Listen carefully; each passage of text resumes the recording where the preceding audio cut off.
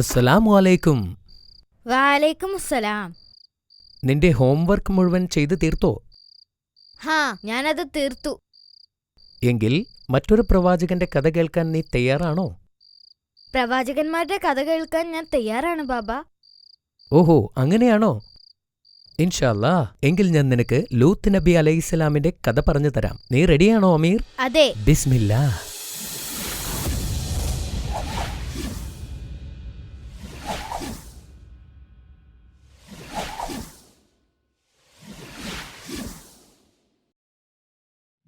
ഇബ്രാഹിം നബി അലൈഹിസ്സലാം ഭാര്യ സാറയെയും ലൂത്ത് നബിയെയും കൂട്ടി ബാബിലോണിൽ നിന്നും പുറപ്പെട്ടു.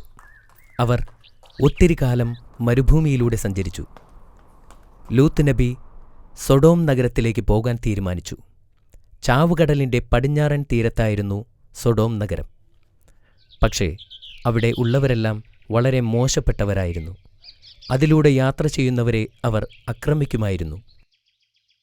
സൊഡോം ജനതയുടെ മറ്റൊരു ബലഹീനതയായിരുന്നു പുരുഷന്മാരുമായി ലൈംഗിക ബന്ധമുണ്ടായിരുന്നു എന്നത്. ഈ പ്രകൃതിവിരുദ്ധ പാപം പിന്നീട് സൊഡോമി എന്നായിരുന്നു അറിയപ്പെട്ടിരുന്നത്.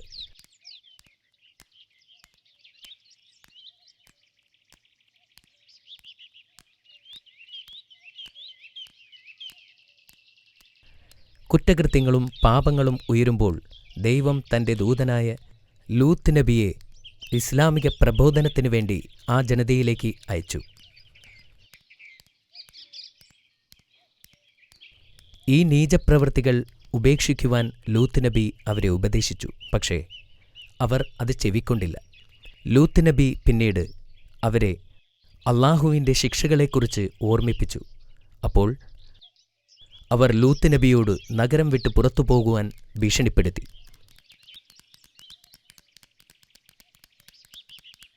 ലൂത്ത് നബി വളരെ ദുഃഖിതനായി. സൊഡോം നഗരത്തിൻ്റെ പൈശാചികത നാടെങ്ങും പാട്ടായി. എങ്കിലും തൻ്റെ ദൗത്യത്തിൽ ലൂത്ത് നബി തുടർന്നു. ഒരുപാട് വർഷങ്ങൾ കഴിഞ്ഞിട്ടും ലൂത്ത് നബി തൻ്റെ ദൗത്യത്തിൽ തന്നെ തുടർന്നു. ലൂത്ത് നബിയുടെ കുടുംബമല്ലാതെ വേറെ ആരും അദ്ദേഹത്തെ അനുസരിച്ചില്ല. സ്വന്തം കുടുംബത്തിലും അദ്ദേഹത്തിൻ്റെ ഭാര്യ ഒഴിച്ച് എല്ലാവരും അദ്ദേഹത്തെ അനുസരിച്ചു.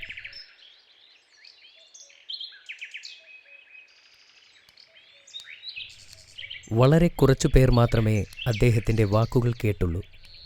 വീടിൻ്റെ അകത്തുനിന്നും പുറത്തുനിന്നും അദ്ദേഹത്തിന് എതിർപ്പുകളും പീഡനങ്ങളും നേരിടേണ്ടി വന്നു.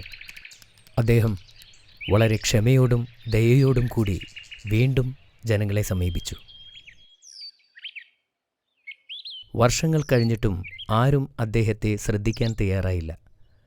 നീ പറയുന്നത് സത്യമാണെങ്കിൽ അള്ളാഹുവിൻ്റെ ശിക്ഷ ഞങ്ങളിലേക്ക് ഇറക്കി കാണിക്ക് എന്നവർ വെല്ലുവിളിച്ചു. എല്ലാ അവഗണനകൾക്കും ഒടുവിൽ ലൂത്ത് നബിക്ക് പ്രതീക്ഷ നഷ്ടപ്പെട്ടു.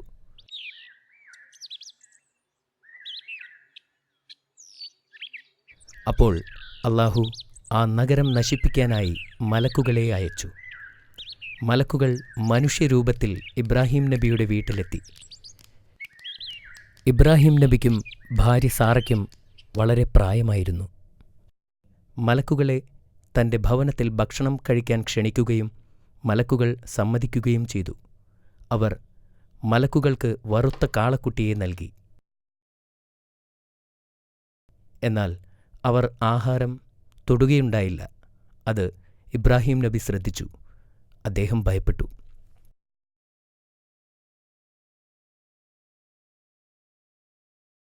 അവർ മലക്കുകളാണെന്ന യാഥാർത്ഥ്യം ഇബ്രാഹിം നബിയെ അറിയിച്ചു.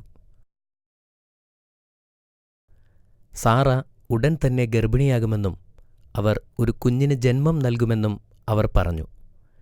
ഈ വാർത്ത കേട്ടപ്പോൾ പ്രവാചകനും അദ്ദേഹത്തിൻ്റെ ഭാര്യയും സന്തോഷിച്ചു. നിങ്ങൾക്ക് ജനിക്കുന്ന പുത്രന് ഇസ്ഹാക്ക് എന്ന് പേരിടണം എന്ന് മലക്കുകൾ പ്രവാചകനോട് പറഞ്ഞു. എന്നിട്ട് മലക്കുകൾ സൊഡോം നഗരത്തിലേക്ക് നടന്നു. അവർ ആ നഗരത്തിലെത്തി. മലക്കുകളെ ആദ്യം കണ്ടത് ലൂത്ത് നബിയുടെ മകളായിരുന്നു. അവൾ നദിയിൽ നിന്നും വെള്ളം നിറച്ചുകൊണ്ടിരിക്കുകയായിരുന്നു. ആ സുമുഖരായ മനുഷ്യരെ കണ്ടപ്പോൾ അത്ഭുതപ്പെട്ടു. ഇത്രയും സുമുഖരായ ആളുകളെ അവൾ ഇതിനു മുമ്പ് കണ്ടിട്ടേയില്ലായിരുന്നു. ഇത്രയും ഭംഗിയുള്ളവർ ഭൂമുഖത്ത് ഉണ്ടെന്ന് പോലും അവൾക്ക് വിശ്വസിക്കാനായില്ല. ഇവിടെ വിശ്രമിക്കാൻ വല്ല ഇടവുമുണ്ടാകുമോ എന്ന് മലക്കുകൾ അവളോട് ചോദിച്ചു. ലൂത്ത് നബിയുടെ മകൾ അവരോട് അവിടെ തന്നെ നിൽക്കാൻ പറഞ്ഞു. കാരണം നഗരത്തിലെ നിവാസികൾ അവരെ കണ്ടാൽ അവരെ ഉപദ്രവിച്ചേക്കും എന്നവർ പേടിച്ചു. അവൾ വെള്ളമെടുക്കാനുള്ള കുടം അവിടെ ഉപേക്ഷിച്ച് വീട്ടിലേക്ക് ഓടി. അവൾ ലൂത്ത് നബിയോട് ചെന്ന് പറഞ്ഞു, നദിക്കരയിൽ 3 സുമുഖരായ ആളുകൾ വന്നിട്ടുണ്ട്. ഇത്രയും ഭംഗിയുള്ളവരെ ഞാൻ ഇതുവരെ കണ്ടിട്ടില്ല. ഇത് കേട്ട് ലൂത്ത് നബി ഭയപ്പെട്ടു. അദ്ദേഹം അവരുടെ അടുത്തേക്ക് ഓടിച്ചെന്നു. ആ വന്നിരിക്കുന്നത് മലക്കുകളാണെന്ന് അദ്ദേഹത്തിന് മനസ്സിലായില്ല. നിങ്ങൾ എവിടെ നിന്നാണ് വരുന്നത്? എങ്ങോട്ടേക്കാണ് പോകുന്നത്? ലൂത്ത് നബി അവരോട് ചോദിച്ചു. എന്നാൽ അതിനൊന്നും ഉത്തരം നൽകാതെ മലക്കുകൾ ചോദിച്ചു, ഇന്ന് താങ്കളുടെ വീട്ടിൽ ഞങ്ങൾക്ക് താമസിക്കാൻ അനുവാദം നൽകുമോ? ലൂത്ത് നബി ധർമ്മസങ്കടത്തിലായി. വീട്ടിൽ താമസിപ്പിച്ചാൽ അവർക്ക് വന്നേക്കാവുന്ന ആക്രമണങ്ങളെ ഓർത്ത് അദ്ദേഹം ഭയപ്പെട്ടു. എന്നാലും അവരെ നല്ലപോലെ സ്വീകരിക്കണം എന്ന് ആഗ്രഹവും ലൂത്ത് നബിക്കുണ്ടായിരുന്നു. അദ്ദേഹം അവരോട് രാത്രി വരെ ആ നദീതീരത്ത് ആരുടെയും കണ്ണിൽപ്പെടാതെ മറഞ്ഞു നിൽക്കുവാനായി ആവശ്യപ്പെട്ടു.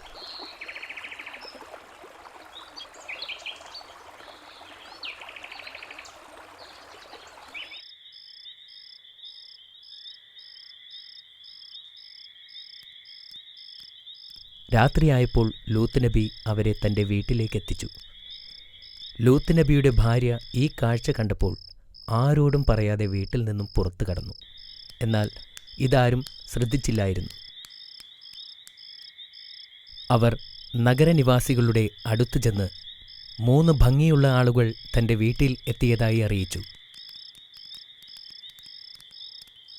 ആ വാർത്ത വളരെ പെട്ടെന്ന് തന്നെ ഗ്രാമം മുഴുവൻ പരന്നു. തൻ്റെ വീടിൻ്റെ നേരെ ജനങ്ങൾ വരുന്നത് കണ്ട് ലൂത്ത് നബി ഭയപ്പെട്ടു.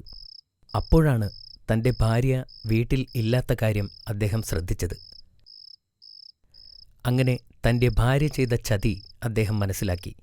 അദ്ദേഹം ആകെ പരിഭ്രാന്തനായി.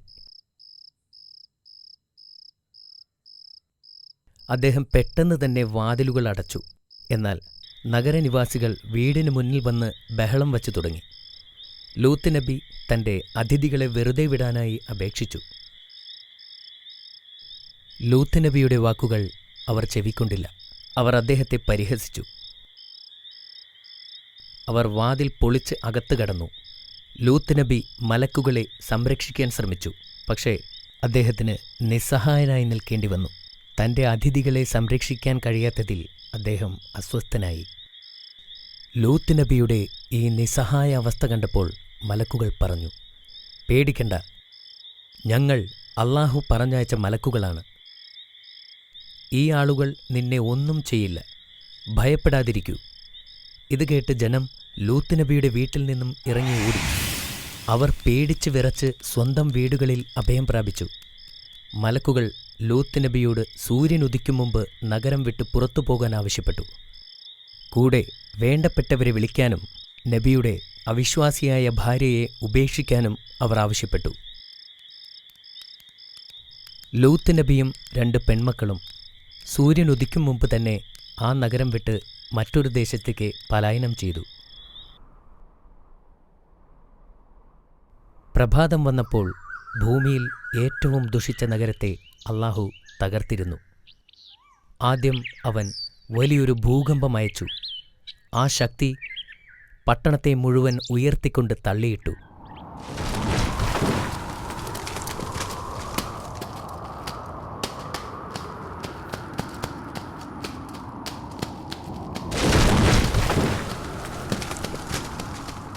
പിന്നെ അല്ലാഹു പട്ടണത്തിൽ ഒരു ചുഴലിക്കാറ്റിനെ അയച്ചു.